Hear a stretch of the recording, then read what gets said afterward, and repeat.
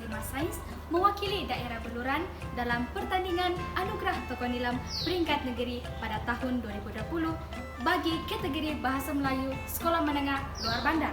Di sekolah, saya memegang jawatan sebagai Ketua Pengawas Pusat Sumber.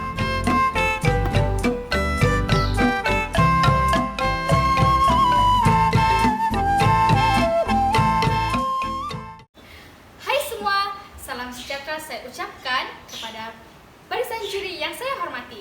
Saya Nesli Tony, berumur 17 tahun, bersekolah di SMK Pamol, mewakili daerah Beluran dalam pertandingan Anugerah Tokoh Nilam peringkat negeri bagi kategori Bahasa Melayu Sekolah Menengah Luar Bandar. Di sini, saya ingin mengongsikan beberapa resensi buku yang telah saya baca dan yang amat saya gemari.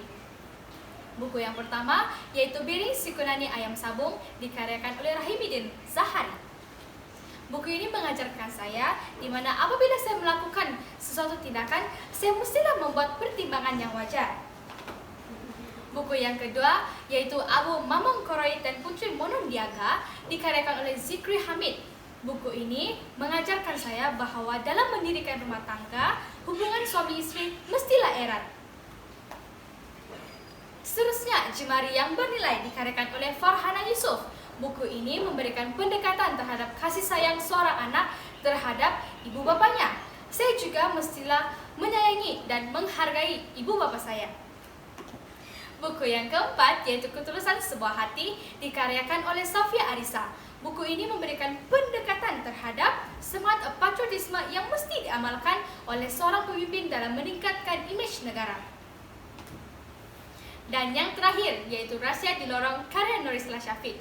Buku ini ialah buku yang paling saya gemari. Buku ini telah diterbitkan oleh penerbitan Inspirasi dan telah dicetak pada tahun 2015. Mari kita mengenali buku ini melalui sinopsis cerita ini. Cerita ini mengisahkan 4 sahabat terdiri daripada 3 kaum utama di Malaysia, yaitu Melayu, Cina, dan India. Pengembaraan mereka bermula apabila mereka menghabiskan percutian mereka di sebuah kampung. Tetapi mereka terlibat dalam suatu tragedi. Mereka telah diculik oleh penjahat yang terlibat dalam kes sindiket senjata haram. Tetapi dengan kebijaksanaan dan kerjasama keempat sahabat ini, mereka berjaya melepaskan diri. Sejurus selepas itu, mereka pun melaporkan hal ini kepada pihak berkuasa dan pihak berkuasa berjaya menumpaskan sindiket ini. Dalam cerita ini, saya mengagumi satu watak, yaitu Samad. Samad seorang yang berakhlak mulia, bersopan santun, menghormati orang di sekeliling, dan juga bijak dalam pelajarannya. Buku ini juga disokong oleh 3 pribadi, yaitu Maniam, Zairi, dan juga Kining. Ketiga-tiga pribadi ini merupakan sahabat kepada Samad.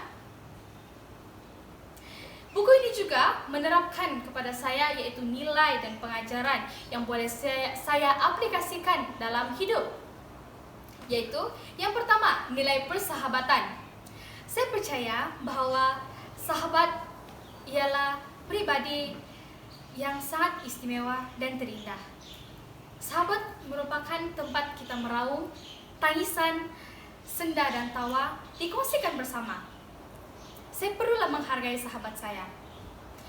Dan seterusnya, yaitu nilai perpaduan juga dapat saya aplikasikan dalam hidup. Di mana, seperti kita dapat tahu, yaitu Malaysia hidup dalam masyarakat yang majmuk. Tanpa perselisihan paham, kita dapat hidup secara harmoni, aman dan damai.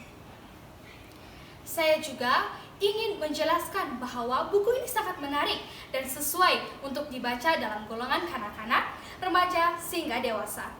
Buku ini mempunyai penggunaan bahasa yang sangat mudah dipahami dan juga mempunyai nilai dan pengajaran yang dapat kita aplikasikan dalam hidup. Di sini saya ingin memberitahu bahwa buku ini banyak memberikan saya inspirasi, bahwa saya perlulah menanamkan semangat perpaduan dalam diri. Saya percaya tanpa perpaduan, fungsi pembangunan dan penjanaan ekonomi negara akan menjadi turun.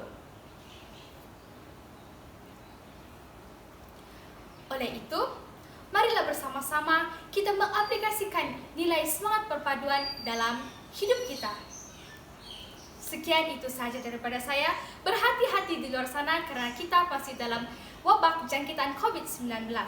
Terima kasih.